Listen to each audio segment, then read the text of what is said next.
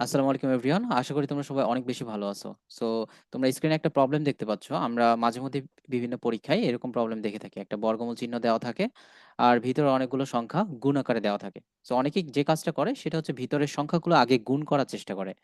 গুণ করে দেন হচ্ছে বর্গমূল করার চেষ্টা করে। সো এইটা কিন্তু অনেক বেশি একটা লেন্থি প্রসেস।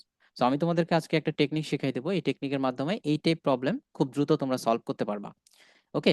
সো আমি যে কাজটা করব এখানে ভিতরে যে বর্গমূলের ভিতরে যে সংখ্যাগুলো দেওয়া আছে, এই সংখ্যাগুলোকে আমি ভেঙে, ভেঙে লিখে ফেলবো। ঠিক আছে? তাহলে ফাইনালি আমাদের সংখ্যাটা কি দাঁড়াবে বলো তো? ১২ কে লিখতে পারি আমরা ১২ কে মৌলিক উৎপাদকে বিশ্লেষণ করে আরকি বেসিক্যালি। তাহলে ১২ কে লিখতে পারি আমরা ৩ গুণ ৪, ৩ ৪ এ ১২ তাহলে ৩ গুণ ২ গুণ ২ আমরা লিখতে পারি। তাই না? ১২ কে লিখতে পারি ৩ গুণ ২ গুণ ২, ৩ দুগুণে ৬, ৬ দুগুণে ১২। ২১ কে লিখতে পারি ৩ গুণ ৭, ১৩ কে আমরা আর ভাঙাইতে পারবো না। ১৩ কে ১৩ লিখতে হবে। ৯১ কে লিখতে পারি ১৩ গুণ ৭, ১৩ ৭ এ ৯১। ঠিক আছে? এখন তোমরা এখানে দেখো ইন্টারেস্টিংলি প্রত্যেকটা সংখ্যার কিন্তু জোড়া পাবা। ঠিক আছে? এই যে ৩, ৩ এর একটা জোড়া আছে। ঠিক আছে? ৩ গুণ ৩ এখানে একটা জোড়া।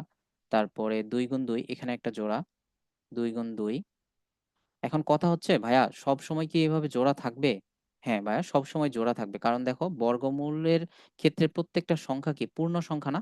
যদি দেখো বর্গমূলগুলো সব পূর্ণ সংখ্যা তখন দেখবা সবসময় জোড়া থাকবে। কারণ বর্গমূল পূর্ণ সংখ্যা মানে তুমি ভিতরে সবগুলো উৎপাদক বা মৌলিক উৎপাদকগুলো জোড়ায়, জোড়ায় পাবা। ঠিক আছে? সো ২ গুণ ২ লিখলাম। এরপরে বাকি আছে কি ৭ গুণ ৭ আর এরপরে হচ্ছে ১৩ গুণ ১৩।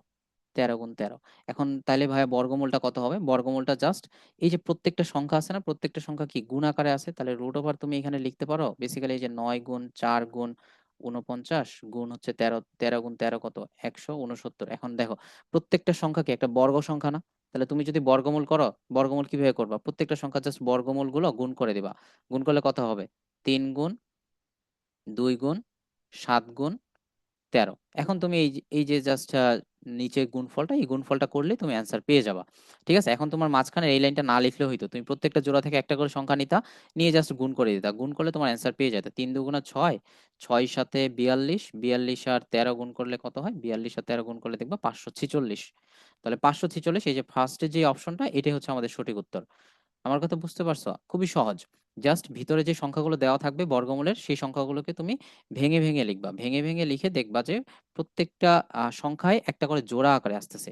তো জোড়া আকারে থাকলে প্রত্যেকটা জোড়া থেকে একটা করে সংখ্যা নিয়ে নিবা। এখন জোড়া থাকবে কখন? যখন দেখবা অপশনগুলো সব পূর্ণ সংখ্যা। বর্গমূল যদি পূর্ণ সংখ্যা হয় তাহলে বর্গমূল চিহ্নের ভিতরে যে সংখ্যাগুলো থাকবে, এই প্রত্যেকটা সংখ্যাকে তুমি জোড়া আকারে লিখতে পারবা। প্রত্যেকটা সংখ্যাকে বিভিন্ন মৌলিক সংখ্যার জোড়া আকারে অবশ্যই লিখতে পারবা। ঠিক আছে? সো এটা আমি সলভ করে দিলাম। তোমরা নিজেরা আরেকটা ট্রাই করবা। এটা হচ্ছে আরেকটা প্রশ্ন। তোমরা নিজেরা এটা একটু সলভ করার চেষ্টা করবা। সলভ করে কমেন্টে উত্তরটা জানাবা। ঠিক আছে? আজকে এ পর্যন্তই। আসসালামু আলাইকুম।